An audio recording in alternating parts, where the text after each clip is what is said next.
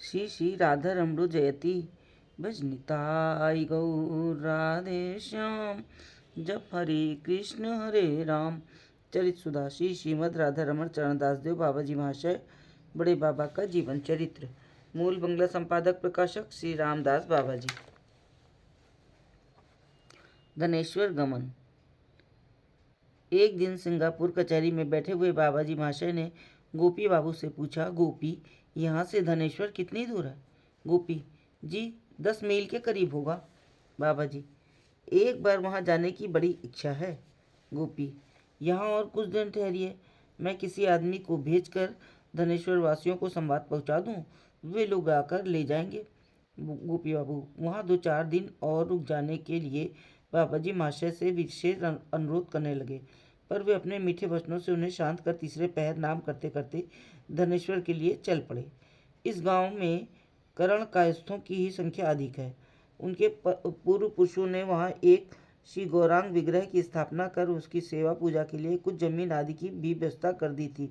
महाप्रभु के पुजारी श्री गोविंद बल्लभ दास अधिकारी महाशय ने महाप्रभु के मंदिर में ही बाबा जी महाशय और उनके साथियों के ठहरने की व्यवस्था की। स्थानीय भद्र पुरुषों में से चतुर्भुज दास आदि कुछ संभ्रांत लोग बाबा जी महाशय के प्रति विशेष रूप से आकृष्ट हुए। गांव में पुरी के झांझ पीठा मठ के श्री श्री राधा कामदेव की कुछ जमीन इन्हीं लोगों की देखरेख में थी।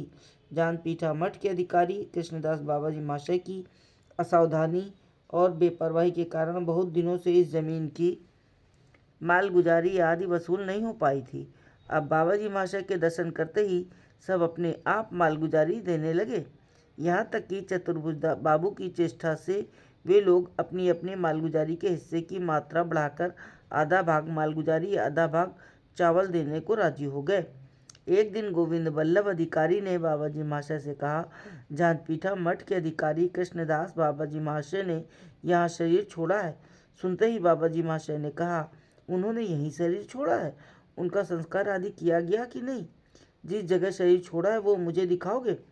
गोविंद वल्लभ अधिकारी महाशय जी हाँ कहकर उन्हें उस जगह ले गए। बाबा जी महाशय कीर्तन करते करते अधिकारी महाशय की अस्थियां लेकर चले।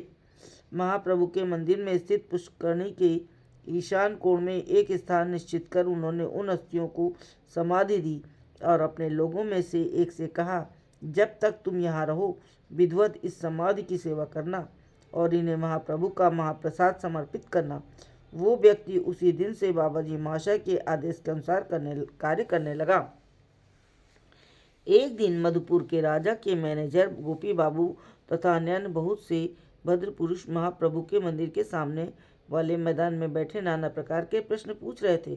बाबा जी महाशय भी हंसते हंसते अत्यंत जटिल प्रश्नों का उत्तर सरल भाषा में देकर उनका संदेह दूर कर रहे थे। एक ने प्रश्न किया, नित्य शब्द का क्या अर्थ है? बाबा जी, त्रिकाल सत्यत्वम नियत्वम, अर्थात जो वस्तु पहले थी, वर्तमान में है और भविष्य में रहेगी, उसी को नित्य कहते हैं। भक्त, फिर ब्रज लीला और नवद्वीप लीला किस तरह नित्य है? द्वापर युग में जो ब्रज लीला सर्वनयन गोचर थी और कलयुग में 400 वर्ष पूर्व श्री गौरांग देव ने सपरिकर जो लीला की थी, वो आज किसी को क्यों नहीं दिखती? बाबा जी, नित्यत्व के विषय में आचार्यों ने कहा है, प्रकट अप्रकट लीलार दुई तो विधान, प्रकट लीलाए करेन प्रभु निजे नित्य गान, अप्रकटे नाम रूपे साक्षात भगवान, कीर्तन बिहारी रूपे सदा वर्तमान। अन्यत्र अध्यापित शेष लीला करे गौर राय, कोनो कोनो भाग्यवान देखी वारे पाए। हम जिस वस्तु को आंखों से नहीं देख पाती वो नहीं है ये नहीं कहा जा सकता। सोचिए, दिन में हमें तारे दिखाई नहीं देते तो क्या हम ये मान लें कि आकाश में तारे नहीं हैं? भक्त, जो वस्तु दिखाई नहीं देती वो है ऐसा विश्वास कैसे हो सकता है? बाबा जी, संसार की सभी वस्तुएं दिखाई दें सो बात नहीं। कुछ वस्तुएं ऐसी हैं जो देखी जा सकती हैं और कुछ ऐसी हैं जिनको अनुमान से जाना जाता है। अनुमान कई प्रकार का होता है। कुछ वस्तुएं लक्षणों के द्वारा जानी जाती हैं, कुछ आप्त वाक्य के द्वारा। पूर्ण ग्रास चंद्रग्रहण के समय जब आकाश में केवल तारे दिखाई देते हैं ये अनुमान करना पड़ता है कि चंद्र, सूर्य, ग्रह, नक्षत्र आदि नित्य विराजमान हैं। इसी प्रकार प्रेम का विकास और जीवोद्धार आदि कार्यों को देखकर मानना पड़ता है कि उन स्थानों पर निताई गौरांग का आविर्भाव हुआ है। वे इच्छा में स्वतंत्र पुरुष हैं। जब सबको दिखाई देना चाहते हैं तो ऐसा करते हैं, जब छिपना चाहते हैं तो किसी की शक्ति नहीं जो उन्हें देख सके। भगवत लीला कछुए के शरीर जैसी है। कछुए के अंग जब बाहर निकले होते हैं तो सभी को दिखाई देते हैं, जब भीतर घुसे रहते हैं तब बाह्य दृष्टि के अगोचर होते हैं। भगवत स्वरूप भी ठीक ऐसा ही है। इच्छा में अपनी इच्छा से प्रकट होते हैं तो सबको दिखाई देते हैं, जब अप्रकट रहते हैं तो केवल अनुभव स्वरूप होते हैं। भक्त, ये बात चलिए मैं मान लेता हूँ, पर गोस्वामी जन कहते हैं कि श्री राधा गोविंद दोनों मिलकर श्री गौरांग रूप में नवद्वीप धाम में अवतीर्ण हुए।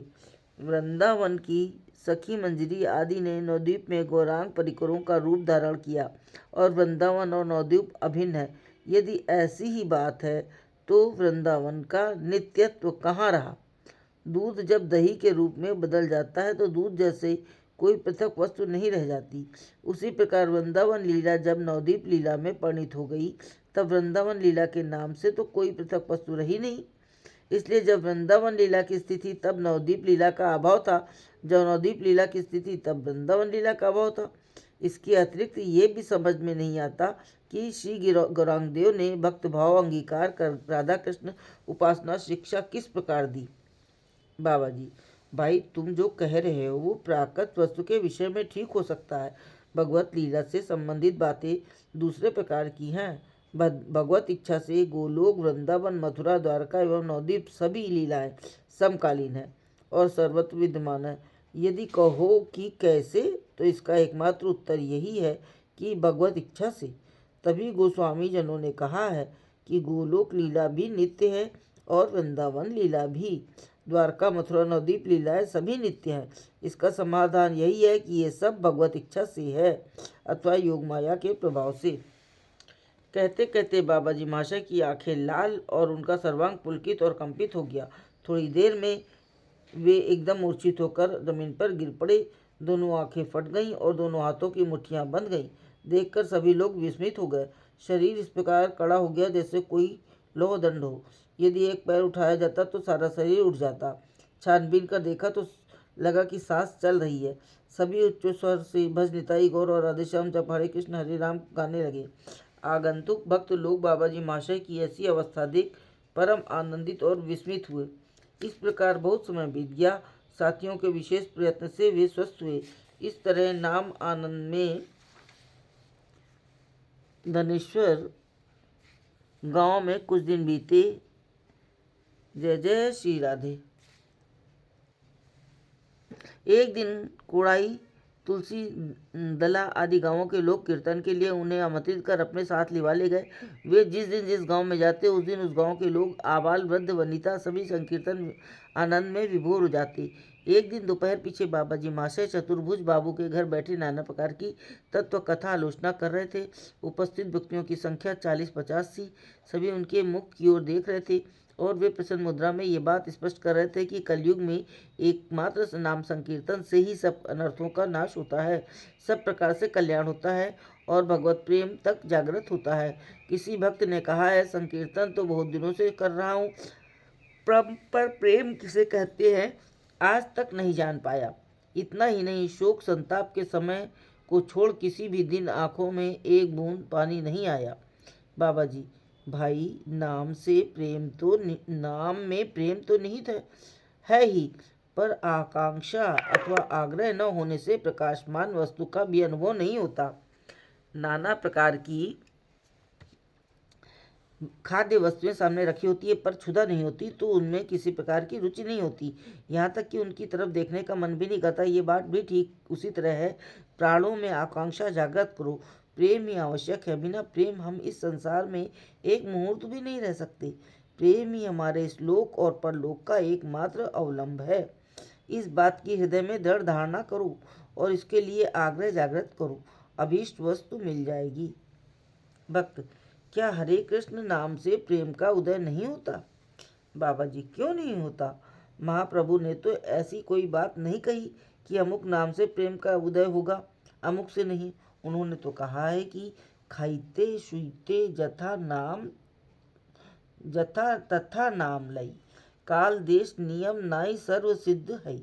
इसका तो प्रत्यक्ष फल होता है कि तुम सब यहाँ उपस्थित हो। सभी मिलकर हरे कृष्ण हरे कृष्ण कृष्ण कृष्ण हरे हरे, हरे राम राम राम हरे हरे नाम का उच्च कंठ से कीर्तन करो, अभी पता चल जाएगा।